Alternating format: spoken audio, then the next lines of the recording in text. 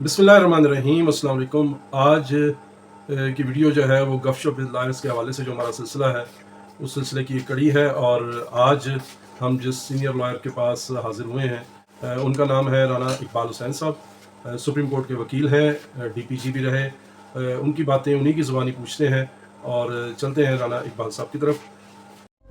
Video शुरू करने से पहले मेरी गुजारिश है कि मेरे चैनल को सब्सक्राइब कर दीजिए और बेल आइकन को भी प्रेस कर दीजिए ताकि मेरी नई वीडियो आप तक बर वक्त पहुँच सके।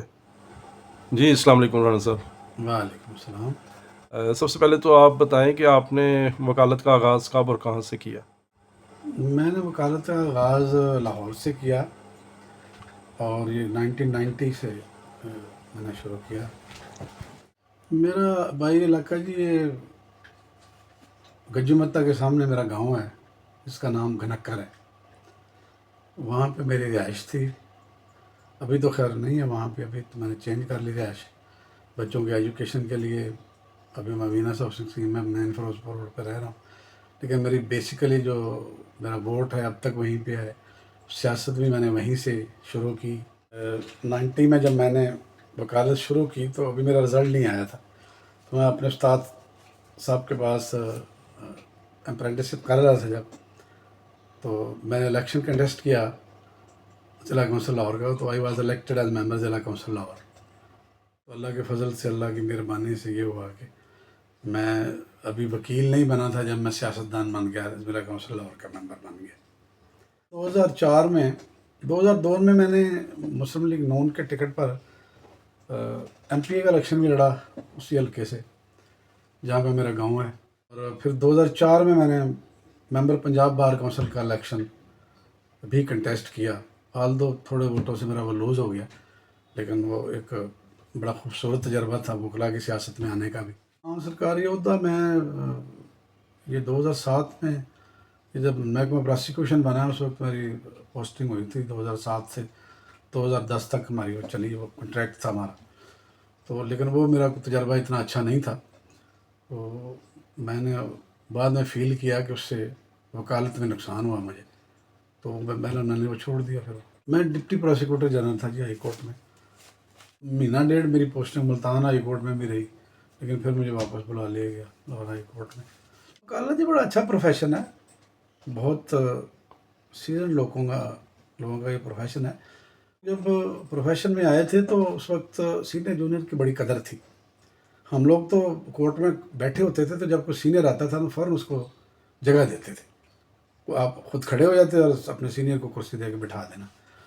तो अब जो है ना हालात ख़राब हुए हैं, उसमें हमारा भी कसूर है। जो सीनियर्स हैं वो हम प्रॉपर जो अपने शागिर्दों को सिखाते नहीं हैं, और उनका भी बहुत ज़्यादा है वो उनका प्रॉब्लम जूनियर्स का ये हो गया कि वो कमाने के लिए आते हैं, सीखने के लिए आते नहीं हैं। वो बच्चे उस्तादों के साथ 6 महीने नहीं लगाते। तो हमारे दौर में तो लोग 5-5 साल जो है वो अपने उस्तादों के साथ काम करते थे, फिर जाके वकील बनना। अगर आप मैं जूनियर्स के लिए मेरा एक मशवरा है कि अगर आप उस्ताद पकड़ दें तो अच्छा उस्ताद पकड़ें, और फिर कम से कम 3-4 साल उसके साथ लगाएं, ताकि आपको जो है ना वकालत के रमूज समझ आएँ। क्योंकि जो वकालत में चीज़ें हैं, प्लीडिंग, कन्विंसिंग, बेल मैटर्स हैं, ट्रायल का ख़ास तौर पे क्रॉस एग्जामिनेशन जो होता है, आपने डिफेंस कैसे प्रिपेयर करना है, ये जब तक आप नहीं सीखते अपने उस्ताद से, फिर बाद में आपको मौका नहीं मिलता। बच्चों को आप वकालत की तरफ लेके आएंगे या आप उनका क्या रुझान मेरी है? एक बेटी ने LLB कंप्लीट कर लिया है कनेर कारी लाहौर से, और लेकिन वो CSS के अटैम्प्ट के लिए कोशिश कर रही है। उसका इंटरेस्ट तो ये था कि मैंने सिविल जज बनना है, लेकिन मैंने उसे इंस्टिगेट किया कि आप उस सिविल सर्विस की तरफ जाएँ। देखिए अभी क्या बनता है। उसके बाद मेरा छोटा बेटा जो है वो भी सेकंड ईयर में अभी एडमिशन लिया उन्होंने, वो भी कर रहा है पंजाब यूनिवर्सिटी से। तो इंशाल्लाह प्रोफेशन में रहेंगे बच्चे भी। बाप इख्तियार का तो बुरा ही हाल है जी पाकिस्तान में।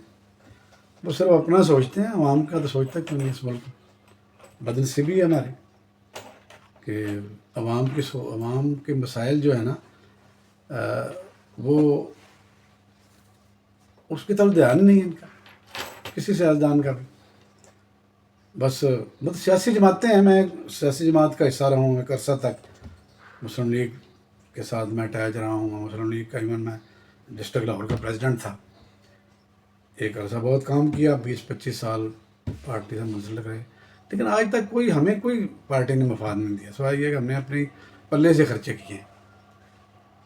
पार्टी ने हम पे कोई मेरी तो छोड़ें, चलो मैं तो वकील था ना, मैं तो अपना कमा लेता हूँ अपने लिए, अपने बच्चों के लिए, लेकिन जो हमने टीमें तैयार की हुई थी नीचे, वो सारे बच्चे रोल रहे हैं। हमारे जो दोस्त थे उनकी बेचारी उम्रें गुजर गई, उनको कोई नौकरी नहीं है, उनके लिए कुछ भी नहीं है, बिल्कुल ही कुछ नहीं। कोई सियासी जमात जो अपने कारकुनों के लिए सोचती ही नहीं, फिर कोई तंजीम साजी नहीं किसी जमात के।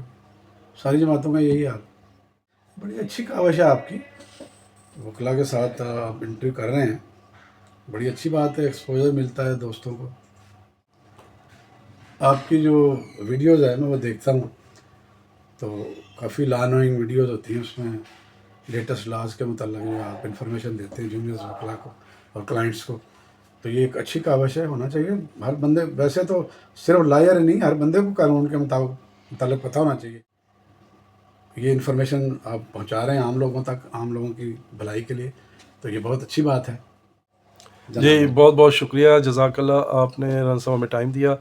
और ये सिलसिला हमारा जो गपशप का है राना इकबाल हुसैन साहब से, ये अभी जारी है, लेकिन इस वीडियो को यहीं क्लोज़ करते हैं। इस वीडियो का जो पार्ट 2 है वो बहुत जल्द आपके सामने पेश करेंगे, जिसमें राना साहब की जो है वो आपको नात सुनाएंगे और शायरी का कलाम और बुल्ले शाह साहब के कलाम। ये उनकी जो है वो शख्सियत का एक दूसरा पहलू है, वो आपके सामने भी पेश करेंगे। और इस वीडियो को आप लाइक कीजिए, ज़्यादा से ज़्यादा शेयर कीजिए, इस पर कमेंट्स कीजिए, और जो है मेरे चैनल को भी सब्सक्राइब कर दीजिए और बेल आइकन को भी प्रेस कर दीजिए। अपना और अपने चाहने वालों का बहुत ख्याल रखिए। इजाज़त दीजिए। अल्लाह हाफिज़।